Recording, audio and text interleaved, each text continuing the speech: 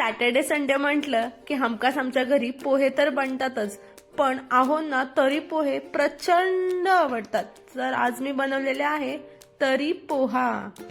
तर तो एन्जॉय केला आम्ही. आणि बघा पुढे वीकेंड म्हटलं की ह्यांना जायचं असतं क्रिकेट खेळायला, पण रियांश काही त्यांना सोडत नव्हता. हे इतका त्याला मस्का लावत होते, पण रियांश काही सोडायचं नाव घेत नव्हतं. त्याचं म्हणणं असं होतं की पप्पा तू रोजच क्रिकेट खेळायला जातो, आज तू माझ्यासोबत क्रिकेट खेळ. त्याच्यासाठी हा मस्का चालू आहे. पप्पा लावतोय त्याला मस्का आणि तो पप्पाला लावतोय मस्का की पप्पा तू माझ्यासोबत खेळ म्हणून. आणि मी यांचं हे एन्जॉय करत होती म्हणून व्हिडिओ सुद्धा काढला.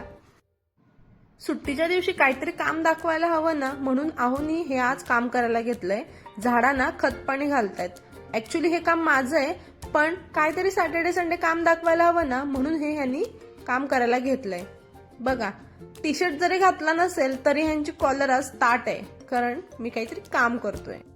झाडांची पेटपूजा झाली. मग दुपारच्या जेवणात साबुदाणा खिचडी केली होती, ती खाऊन आमची सुद्धा पेटपूजा झाली. वीकेंड म्हटलं की आमच्या घरी एक रिच्युअल झालाय. सॅटर्डे संडे असला की आहोंच्या हातचीच संध्याकाळची चहा पाहिजे. तर अशा प्रकारे आम्ही हा रिच्युअल फॉलो करतो.